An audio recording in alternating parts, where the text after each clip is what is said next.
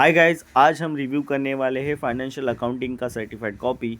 And काफ़ी लोगों को मिथ होता है कि भाई इंस्टीट्यूट स्टेप मार्किंग के मार्क्स नहीं देता। एंड प्रेजेंटेशन किस तरह से करना चाहिए फाइनेंशियल अकाउंटिंग में, इज़ लाइक पेन यूज़ करे, पेंसिल यूज़ करे, क्या यूज़ करे, मतलब ड्रॉ करने के लिए, मतलब टेबल्स बनाने के लिए क्या यूज़ करे। तो काफ़ी सारे क्वेश्चंस है आपके मन में, तो इस वीडियो में आपको वो क्वेश्चंस के सवाल के जवाब मिल जाएंगे। ठीक है, तो सबसे पहले एस्पिरेंट के एमसीक्यू के मार्क्स देखो। एमसीक्यू के मार्क्स इन्होंने 14 मार्क्स स्कोर किया था, जो कि काफ़ी लोअर स्कोर है। आपको अगर पास होना है ना तो 20 प्लस लाना इंपॉर्टेंट है। अगर आप 20 प्लस नहीं लाते हो तो आपकी पॉसिबिलिटी कम हो जाती है पासिंग होने की। ठीक है, तो आपको 20 प्लस को एम करना है कि एमसीक्यू में 20 प्लस आपके आ जाए। तो 20 प्लस किस तरह से आएंगे आपके MCQ bank, model question papers and past year question papers and study mat, इन चारों मटेरियल्स को अगर आप यूज़ करोगे ना, या फिर बिट क्वेश्चंस 2016 सिलेबस वाले जानते होंगे कि बिट क्वेश्चन क्या है, तो वो वाले क्वेश्चंस भी आप करोगे ना। नहीं तो आप कोई भी फैकल्टी ऑथर की बुक के एमसीक्यू बैंक करोगे ना तो भी चल जाएगा, कोई इशू नहीं है। तो वो करोगे तो आपका एमसीक्यू का प्रॉब्लम सॉल्व हो जाएगा। ठीक है, अब देखते हैं इन्होंने कैसे अटेंड किया था। देखो यहाँ पे काफ़ी अच्छे से इन्होंने सोल्यूशन टू क्वेश्चन नंबर 6 सब पार्ट बी इस तरह से लिखा है। आपको भी इस तरह से ही लिखना है, सोल्यूशन टू क्वेश्चन नंबर 6 सब पार्ट बी। क्या होता है ना, सेंटर ऑफ अट्रैक्शन हो जाता है कि भाई सेंटर में लिखते हो ना तो इंस्टीट्यूट को दिखता है कि भाई आपने क्वेश्चन कौन सा कर रहे हो, कौन सा क्या कर रहे हो। ठीक है, देन उसके बाद यहाँ पे इन्होंने competition of interest and instalment each year ऐसा हेडलाइन दे दिया, जो कि काफ़ी अच्छा था। ऐसा ही डायरेक्ट क्वेश्चन नहीं चालू करना चाहिए, हमें कुछ हेडलाइंस देनी पड़ती है। देन उसके बाद यहाँ पे इन्होंने एक बॉक्स बनाया था। ठीक है, ये पेन से बनाया हुआ बॉक्स है पूरा। And cash price, interest and instalment, इस तरह से तीनों इन्होंने पार्ट्स बनाए। अब मैं बोलता हूँ अगर आपने ये बॉक्स नहीं बनाया फिर भी चल जाता है, मतलब कैश प्राइस, इंटरेस्ट और इंस्टॉलमेंट इतना लिखने के बाद लिख देते ना तो भी चल जाता, कोई इशू नहीं आता। बट अगर आपको लगता है कि भाई आपके पास टाइम काफ़ी है तो बॉक्स बनाना चालू कर दो, कोई इशू नहीं है उसमें। देन उसके बाद यहाँ पे देखो उन्होंने इंटरेस्ट अलग से बताया कि भाई इंटरेस्ट कितना, साल भर का कितना कितना है, इंस्टॉलमेंट भी कितना है। ठीक है, तो 7 मार्क्स इनको टोटल मिल गए थे। इसी तरह से cash price, sorry, hire purchase में आपको प्रेजेंटेशन करना है। देन ये डेप्रिसिएशन वाला क्वेश्चन था। डेप्रिसिएशन में देखो यहाँ पे इन्होंने वर्किंग्स बनाया है कि भाई जो भी मशीन विशीन था उसका सब क्या प्रॉब्लम हो रहा है उसके बारे में यहाँ पे इन्होंने लिखा हुआ है। एक्सपेक्टेड लाइफ जो भी क्वेश्चन में दिया हुआ है वो सब लिखा। देन उसके बाद उसका डेप्रिसिएशन कैलकुलेट किया। ठीक है, डेप्रिसिएशन कैलकुलेट करने के बाद यहाँ पे फाइनल आंसर भी लिख दिया कि भाई depreciation charging on 31 March 2015 HV1 क्या, machine 1, machine 2, machine 3, something like that, ऐसा ही होगा। तो सबका डेप्रिसिएशन चार्ज भी उन्होंने निकाल के रखा। तो इसके 3 मार्क्स मिले उन्होंने उनको। बट इन्होंने यहाँ पे गलती की 1 वाले पार्ट में, क्वेश्चन नंबर 2A सब पार्ट 1, इसमें गलती क्या की ना, इन्होंने ना ठोक के गलती की। मतलब क्या प्रॉब्लम क्या हुआ, इन्होंने ठोका, उसमें कोई इशू नहीं है, बट अच्छे से ठोकना चाहिए था, प्रोफेशनली ठोकना चाहिए था। इन्होंने इनकम टैक्स का टर्म्स यूज़ करना चालू कर दिया। मतलब डेप्रिसिएशन तभी चार्ज होता है जब भी वो पुट टू यूज़ होता है।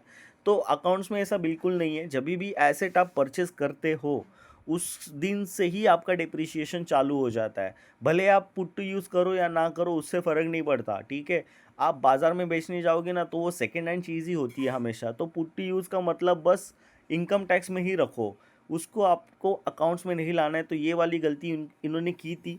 बाकी इनको पूछा गया था कि मेथड्स बताओ एज पर द AS10 के अनुसार मेथड्स बताने थे।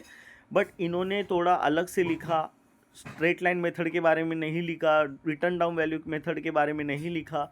इसकी वजह से इनको 0 मार्क्स मिले, नहीं तो इनको काफ़ी अच्छे मार्क्स यहाँ पे मिल जाते। 7 मार्क्स मिलने की प्रोबेबिलिटी थी बट इन्होंने नहीं किया इस अच्छे से, इसके लिए इंस्टीट्यूट ने मार्क्स नहीं दिए। देखो यहाँ पे स्टेप मार्किंग मिली है इनको। क्वेश्चन नंबर 2 का बी का 1 पार्ट, एक ही आंसर इनका सही था। इसमें इन्होंने जो भी ठोका हुआ था इसमें से एक ही सही था, उसको इंस्टीट्यूट ने टिक मार करके 0.5 मार्क्स अलॉट किए थे। तो हर एक पॉइंट का 0.5 मार्क्स नहीं तो 1 मार्क होता ही है, ये याद रखना है आपको। ठीक है, तो कुछ भी लिख के आओगे तो भी चलेगा, ठोक के आने का कोई इशू नहीं होता है यहाँ पे। 0 तो 0 नहीं तो 0.5, 1, 2, 3 ऐसे इस तरह के मार्क्स मिल जाते हैं। अब रेक्टिफाई एंट्री थी ना, तो रेक्टिफाइंग एंट्री में अगर आपको आप चाहते हो तो पूरा ऐसा लिख सकते हो। बट ऐसा रेक्टिफाइंग एंट्री ऐसे नहीं लिखना है आपको।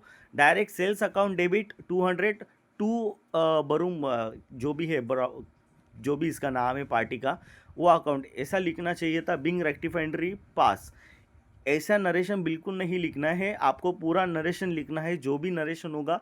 अगर इंस्टीट्यूट ने वहाँ पे इंस्ट्रक्शंस दी है कि विदाउट नरेशन आप लिखो तो नरेशन लिखने की ज़रूरत नहीं है। बट अगर इंस्टीट्यूट ने वहाँ पे नरेशन लिखने को नहीं बोला है या फिर कुछ भी नहीं बोला है तो आपको नरेशन लिख के आना है, बट इस तरह का नरेशन नहीं लिखना है, ठीक है।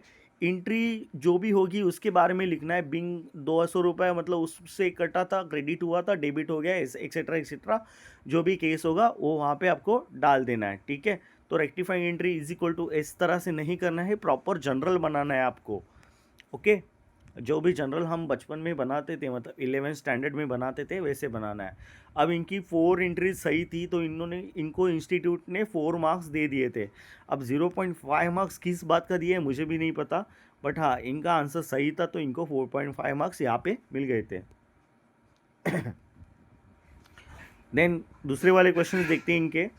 क्वेश्चन नंबर 2 को 5 नंबर देखिए, यहाँ पे देखो रिवैल्यूएशन अकाउंट इनका गलत हुआ तो यहाँ पे इंस्टीट्यूट ने स्टेप 1 का मार्क्स बिल्कुल नहीं दिया, 0 दे दिया, ठीक है। बट इनका कैपिटल अकाउंट सही था, इसके लिए स्टेप 2 का मार्क इनको 2 मार्क्स मिले थे। कैपिटल अकाउंट सही था, इसके लिए 2 मार्क्स मिले थे। मुझे ये नहीं समझ में आ रहा है, अगर रिवैल्यूएशन अकाउंट गलत है तो कैपिटल अकाउंट ऑटोमेटिकली गलत हो जाएगा, ठीक है। फिर भी इनको 2 मार्क्स मिले, पता नहीं इंस्टीट्यूट क्या मतलब करता है, जो भी करता है उनको पता है भाई, अभी हम ये क्या पता। देन उसके बाद ये बैलेंस शीट निकला था, देखो बैलेंस शीट भी गलत हो गया था, बिकॉज इनका रिवैल्यूएशन अकाउंट ही गलत हो गया तो बैलेंस शीट तो ऑब्वियसली गलत हुआ था। तो इंस्टीट्यूट ने देखो पूरा गलत ही कर दिया। कैपिटल अकाउंट सही था तो उसके मार्क्स दे दिए, हालांकि इनका बैलेंस शीट टैली हुआ है, फिर भी इंस्टीट्यूट ने इनको गलत मार्क्स दे दिए थे। सॉरी, इन्होंने गलत किया था क्वेश्चन, इसके लिए इनको मार्क्स काटे गए हैं, ठीक है, इवन दो इनका बैलेंस शीट टैली हुआ है। तो बैलेंस शीट में ठोकने का नहीं है अपने को जो भी लिखा है वो लिख के जाना है। यहाँ पे इन्होंने एक अच्छा काम किया था, एक वर्किंग नोट्स बनाए थे, ये देखो यहाँ पे वर्किंग नोट्स के इनको मार्क्स मिले हैं। यहाँ पे सैक्रिफाइसिंग रेशो निकाला।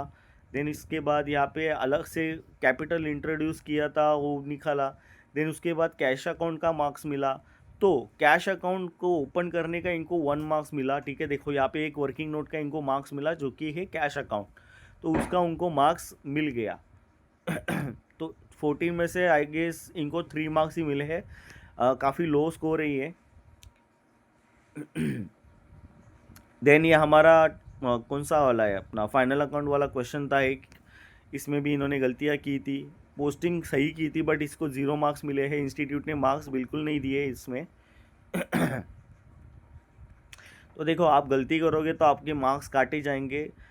आपका ग्रॉस प्रॉफिट पूरा गलत है, इसके लिए इंस्टीट्यूट ने सब कुछ गलत मतलब 0 दे दिया था आपको, अदरवाइज इंस्टीट्यूट मार्क्स देते। बट हाँ, इन्होंने वर्किंग नोट्स ठीक ठाक बनाए थे, मतलब ऐसा नहीं बोल रहा हूँ कि सही बनाए थे, वर्किंग नोट्स आपको इसी तरह से बनाने हैं, ठीक है। देखो इन्होंने हाथ से ड्रॉ किया था तो हाथ से भी ड्रॉ कर सकते हो, कोई इशू नहीं है, कोई प्रॉब्लम नहीं है।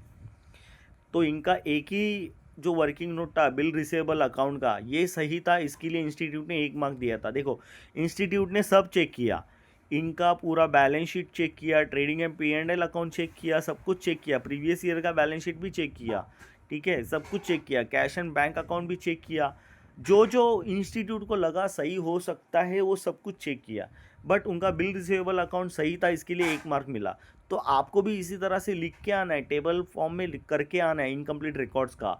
बिल रिसीवेबल अकाउंट हो गया, क्रेडिटर्स अकाउंट हो गया, कैश एंड बैंक हो गया, डेटर्स अकाउंट हो गए, इनके सेपरेट अकाउंट्स बनाने हैं, इस तरह से आपको लेजर बनाने हैं, ठीक है, जिससे कि आपको 1 मार्क्स मिल सकता है। मैं मेरी कॉपी दिखाऊंगा तो भी आपको समझेगा। देन उसके बाद यहाँ पे इन्होंने कौन सा वाला क्वेश्चन ही है, हाँ ये अपना इंश्योरेंस क्लेम वाला क्वेश्चन है। ये देखो यहाँ पे इन्होंने अच्छे से बताया कि भाई इंश्योरेंस क्लेम का वर्किंग इन्होंने इनके रेफरेंस के लिए लिया होगा शायद से, तो यहाँ पे वर्किंग बनाया। उसके बाद यहाँ पे मेमोरेंडम ट्रेडिंग अकाउंट का इनको 1 मार्क मिला। देन बाकी का क्वेश्चन पूरा गलत था, इसके लिए इनका मार्क्स काटा गया था, ठीक है। तो इनको 2 मार्क्स मिले थे 7 में से। देखो यहाँ पे पूरा क्वेश्चन गलत है, फिर भी मेमोरेंडम ट्रेडिंग अकाउंट सही है, इसके लिए इनको कितने मार्क्स मिले, 2 मार्क्स मिल गए थे। तो स्टेप मार्किंग इंस्टीट्यूट देता है, इतना ही मेरे को बताना है कि भाई स्टेप मार्किंग होती है, जो भी आता है लिख दो, कोई इशू नहीं है। यहाँ पे ये गलत था, पूरा 0-0 हो गया। ब्रांच अकाउंट का क्वेश्चन था। देन अगेन इनके थोड़े बहुत कॉन्सेप्ट सही नहीं थे, स्टेप्स सही नहीं थे, इंस्टीट्यूट ने इसके लिए 0-0 दे दिए थे। यहाँ पे तो इन्होंने अमाउंट ही नहीं डाली थी, तो बाकी का सवाल ही नहीं उठता। आई गेस इन्होंने लास्ट मिनट में ये करने की कोशिश की थी, बट इनसे हुआ नहीं है, पूरा अमाउंट्स डाले नहीं है, या फिर इनको पता नहीं था किस तरह से डाले, तो इंस्टीट्यूट ने यहाँ पे मार्क्स ही अलॉट नहीं किए। तो ये इनका कॉपी था। अब देखते हैं मेरा वाला कॉपी। ये मेरा 55 मार्क्स मिले थे, 2 मार्क्स मुझे इंस्टीट्यूट ने एक्स्ट्रा दिए थे। और हाँ, आपको इस तरह से एमसीक्यूज़ नहीं लिखने हैं, आपको एमसीक्यूज़ के लिए ओएमआर शीट मिल जाएगा। यहाँ पे देखो, मैंने पहला क्वेश्चन में ही गंदा कर दिया था पूरा, ठीक है। क्वेश्चन नंबर 4 अटेंड कर रहा था, पूरा गंदा कर दिया था। देखो, फर्स्ट इंप्रेशन लास्ट इंप्रेशन, ऐसा कुछ नहीं होता। मैंने देखो पहला इंप्रेशन ही काट मार के दिया है पूरा उसको, फिर भी उसने मुझे मार्क्स अलॉट किया है। यहाँ पे क्वेश्चन नंबर 4 को मैंने अटेंड किया। यहाँ पे स्टेटमेंट ऑफ अफेयर्स जून 2024 का अगर क्वेश्चन पेपर उठा के देखोगे तो वहाँ पे इनकम्प्लीट रिकॉर्ड का ये क्वेश्चन था, statement of affairs and all. तो मैंने ये किया हुआ था, थोड़ा बहुत याद था, तो 1 मार्क यहाँ पे मिल गया। जहाँ जहाँ पे इंस्टीट्यूट को लगा मार्क्स देने चाहिए वहाँ पे उन्होंने मार्क्स अलॉट किए मुझे। यहाँ पे 3 मार्क्स मिला। मेरा फाइनल आंसर गलत था, इसके लिए मेरे को पूरा गलत दे दिया, मतलब 14 में से मुझे 6 मार्क्स मिले थे यहाँ पे। देन उसके बाद मैंने ये क्या बोलते हैं इसको, हायर परचेस का क्वेश्चन किया था। देखो, वो लड़के ने जैसे किया था, एस्पिरेंट ने जैसे किया था, उसी तरह से किया है मैंने। बट यहाँ पे मैंने लाइंस वाइंस कुछ नहीं मारी है, ऐसे ही लिख दिया था, balance, principal, interest, instalment, etcetera etcetera. तो मुझे इंस्टीट्यूट ने 6 मार्क्स दिए थे। 1 पॉइंट किसी का तो काटा होगा इंस्टीट्यूट ने, अभी पता नहीं किस बात का काटा है। एंड यहाँ पे देखो, ये कंसाइनमेंट का क्वेश्चन था। ये कंसाइनमेंट के क्वेश्चन में भी मेरी गलतियाँ हुई थी, तो इंस्टीट्यूट को जो लगा सही है उसका मुझे 1 मार्क उन्होंने अलॉट किया था। तो मेरे बताने का यही मतलब कोशिश है कि इंस्टीट्यूट मार्क्स देता है, आपको मार्क्स लेने आने चाहिए। यहाँ पे देखो, मेरा जो कंसाइनी अकाउंट होता है उसका 1 मार्क मुझे यहाँ पे मिल गया था, हालांकि 2 मार्क मिलना चाहिए था, बट मैंने अमाउंट नहीं लिखा था, कमीशन का अमाउंट गलत हो गया था शायद से, इसकी वजह से मेरा काटा मार्क्स। यहाँ पे मेरा कमीशन पूरा गलत हो गया था। देखो यहाँ पे वर्किंग नोट का मुझे 1 मार्क मिला, एंड बाकी का क्लोजिंग स्टॉक मेरा गलत ही था, तो मुझे 3 मार्क्स टोटल मिल गए थे कंसाइनमेंट में, ठीक है। तो आपको भी इसी तरह से करना है, ठीक है। वर्किंग नोट के मार्क्स होते हैं, यहाँ पे आपको दिखाई दिया है, मेरे को 1 मार्क मिला है। देन ये डेप्रिसिएशन का क्वेश्चन था। डेप्रिसिएशन का क्वेश्चन भी देखो मैंने किस तरह से किया है। सब जगह पे जहाँ पे लग रहा है इंस्टीट्यूट को 1 मार्क देना चाहिए, वहाँ पे उन्होंने 1 मार्क दिया है, 1 मार्क दिया है। पूरा टोटल मुझे 7 आउट ऑफ 7 मार्क्स मिला था। मैंने फाइनल आंसर इस तरह से करके रखा था। देन उसके बाद देखो, ये रेक्टिफिकेशन ऑफ एंट्रीज का क्वेश्चन था। सस्पेंस अकाउंट मैंने बना के रखा था, बट मुझे आता नहीं था, रेक्टिफिकेशन ऑफ एरर्स अभी भी नहीं आता। तो मैंने बस बैलेंस बैरेट डाउन लिखने का मुझे 1 मार्क मिला था, और शायद से ये डिस्काउंट अकाउंट का 1 मार्क दिया होगा इंस्टीट्यूट ने, पता नहीं, मेहरबानी की उसने मेरे पे काफ़ी ज़्यादा। एंड ये मेरी एंट्रीज तीनों की तीनों एंट्रीज गलत थी, तो मुझे 7 में से 1 मार्क ही मिला था। मतलब समझ सकते हो कि मेरा कॉन्सेप्चुअल नॉलेज कम था, अभी भी कम है रेक्टिफिकेशन में, उसका कुछ लेना देना नहीं है, बट हाँ स्टिल कम है, मेरे को थोड़ा कम आता है rectification of errors. And branch account में देखो, ब्रांच अकाउंट में भी मेरा गलत था, फिर भी जहाँ जहाँ सही लगा उसको देखो, यहाँ पे स्टेप मार्किंग आपको ऐसा टिक टिक किया हुआ दिख रहा है, वो सही दिया हुआ है उसने। जहाँ पे गलती था वहाँ पे गलती था, तो वहाँ पे उसने मार्क्स अलॉट नहीं किए। ये लेजर बनाने का मुझे 1 मार्क मिला। देन उसके बाद में ये वाला लेजर डेटर्स का अकाउंट बनाने के लिए 1 मार्क मिला। Goods send to branch account बनाने के लिए मुझे 1 मार्क मिला। ब्रांच एक्सपेंसेस मेरे गलत आ गए थे, इसके लिए 0 मिला।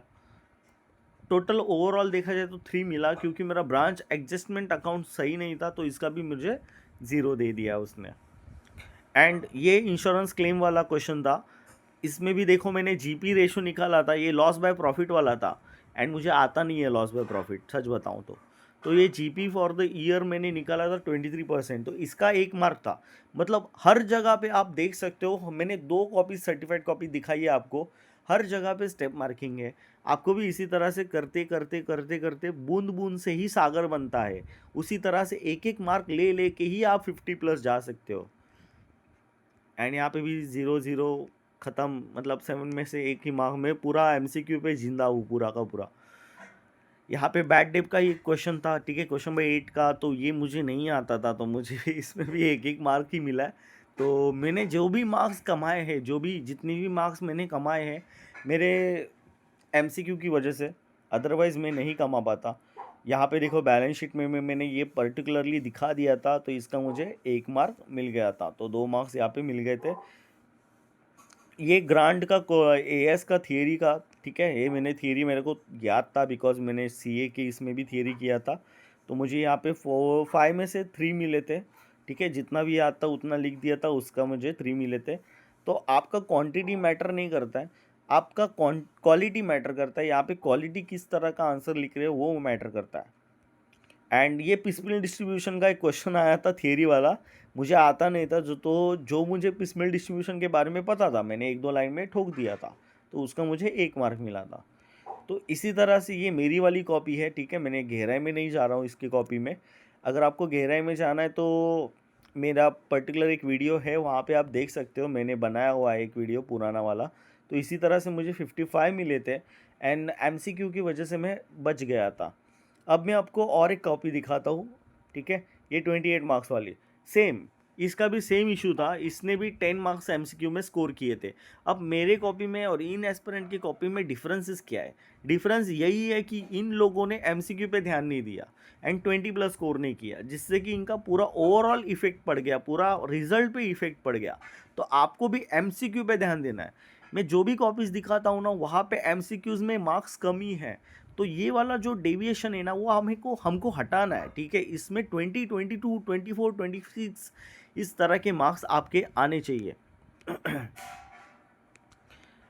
अब देखते हो, यहाँ इन्होंने ट्रेडिंग अकाउंट ओपन किया था, ठीक है, चलो देखो यहाँ पे ग्रॉस प्रॉफिट गलत है, बट ये बाकी की चीज़ ही सही है। बाकी की चीज़ जो है ये लाइक परचेस अकाउंट हो गया, वेजेस हो गया, इंस्टॉलेशन का हो गया, ओपनिंग स्टॉक हो गया, सेल्स हो गया, ये सही है। इसके लिए इंस्टीट्यूट ने 1 मार्क्स यहाँ पे अलॉट किया, ठीक है, यहाँ पे इतना ही अलॉट किया शायद से इनको, बाकी का इन्होंने किया नहीं, तो बस इतना ही किया था। अगर बैलेंस शीट लिखते तो इनको ज़्यादा मिलता,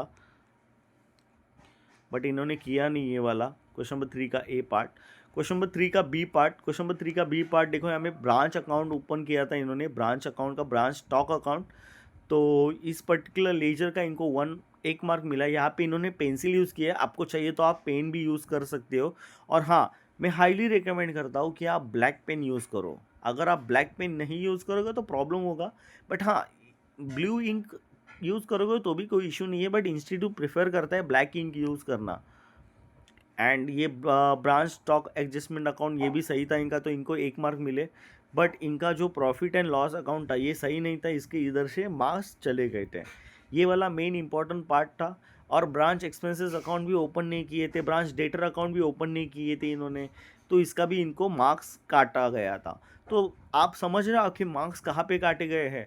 आपका ये सही है, ये सही है, ये सब कुछ सही है, बट आपने ब्रांच डेटर अकाउंट नहीं निकाला, ब्रांच एक्सपेंसेस अकाउंट नहीं निकाला, और बाकी का branch profit and loss account गलत हो गया, तो इसी वजह से आपके मार्क्स काटे गए थे। देन यहाँ पे और एक बार ट्रेडिंग अकाउंट इनकम्प्लीट रिकॉर्ड का क्वेश्चन है, शायद से इनका पूरा गलत हो गया था, एकदम ज़ीरो ही मिल गया इनको यहाँ पे। तो यहाँ पे कुछ कह नहीं सकते हम लोग। क्रेडिटर्स अकाउंट भी गलत था, डेटर्स अकाउंट भी गलत था। देखो इंस्टीट्यूट सब चेक करता है, आपको उस तरह से तैयार रहना है। ये ओपनिंग बैलेंस शीट इनका सही था एंड ओपनिंग बैलेंस शीट का ही इनको 1 मार्क मिला था, बस बाकी इनको 14 में से 1 ही मार्क मिला है। तो आपका जो भी सही होगा तो आपको मार्क्स मिलेंगे, नहीं तो नहीं मिलेंगे। कंसाइनमेंट अकाउंट में देखो इनका कुछ था ही नहीं, तो इनको 0 ही मिला, यहाँ पे 0 0 0। स्टेप 1, स्टेप 2, स्टेप 3, स्टेप 4 सब 0। इनका हायर परचेस काफ़ी अच्छे से हुआ था, तो हायर परचेस में इन्होंने 6.5 गेन किया था। अब आप बोलोगे कि इनका 0.5 मार्क्स कहाँ पे कटा? तो जैसे वो फर्स्ट एस्पिरेंट ने लिखा था, देखो यहाँ पे, इट्स माय पर्सनल ऑब्जर्वेशन, ठीक है, जैसे इन्होंने लिखा था, जैसे इन्होंने लिखा था, ये नहीं लिखने की वजह से इंस्टीट्यूट को मौका मिला कि भाई आधा मार्क काट लेते। तो आपको ऐसा मौका नहीं देना है इंस्टीट्यूट को आधा मार्क्स काटने का, आपको ऐसा पूरा लिख के आना है, बस टेबल बना के नहीं आना है वहाँ पे, ठीक है, ये सब भी लिखना होता है, ये मेन इंपॉर्टेंट है, इसका आधा मार्क्स रहता है। तो आप समझे आपके मार्क्स कहाँ पे कटते हैं। देन इन्होंने ये ठोकने की कोशिश की बट इनसे हुआ नहीं, ये तो 0 मार्क्स दे दिया इन्होंने, ठीक है। बट यहाँ पे देखो, यहाँ पे इन्होंने विदाउट नरेशन लिखा है, फिर भी इन्होंने 4 मार्क्स स्कोर किया है बिकॉज ऑफ 4 एंट्रीज थी, तो 4 एंट्रीज के इनको मार्क्स मिल गए थे, ठीक है। तो यहाँ पे आप देख सकते हो रेक्टिफिकेशन का ऐसे कैसे किया है इन्होंने, बट आपको इस तरह से नहीं करना है, थोड़ा अच्छे से प्रेजेंट करना है, जिससे कि सामने वाला आपका पेपर अच्छे से और मतलब चेकिंग कर सके, ठीक से चेक कर सके। और आपको नरेशन लिखने अगर आपको आते हैं तो नरेशन लिखो, नहीं लिखो तो नहीं लिखो, इशू नहीं है। बट अगर इंस्टीट्यूट ने स्पेसिफाइड कर दिया कि भाई आपको नरेशन लिखना है तो लिखना है, उसमें कोई मतलब ये नहीं है, मतलब आप छोड़ नहीं सकते उसको। फिर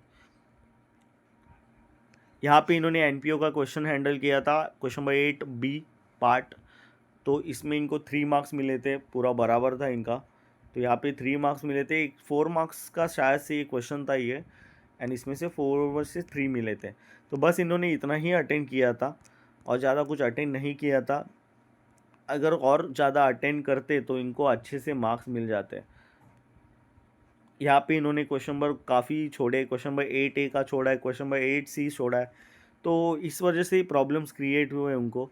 तो मैं आपको यही बताने वाला हूँ लास्ट में कि आपको स्टेप मार्किंग मिलती है, आपको जितना भी अकाउंट्स का नॉलेज है वो डाल दो उसमें, कोई इशू नहीं आएगा। और हाँ, जैसे इन्होंने गलतियाँ की थी वैसे आपको गलतियाँ बिल्कुल नहीं करनी है। जैसे कि वो 0.5 मार्क्स, वो 0.5 मार्क्स काफ़ी इंपॉर्टेंट होता है, ठीक है। तो उस तरह की गलतियाँ नहीं करनी कि भाई आंसर ऐसा फाइनल आंसर नहीं लिखना है, वो गलती आपको नहीं करनी है। जैसे कि इन्होंने लिखा हुआ था, मैं दिखाता हूँ फिर से, ये वाली गलती आपको नहीं करनी है, यहाँ पे फाइनल आंसर आपका आना चाहिए, ठीक है। तो बस इतना ही था इस वीडियो में, और कुछ नहीं है। और कोई कुछ होगा तो आपके डाउट्स मुझे कमेंट सेक्शन में बताओ, मैं डाउट सॉल्व करने की कोशिश करूँगा। And thank you, bye bye.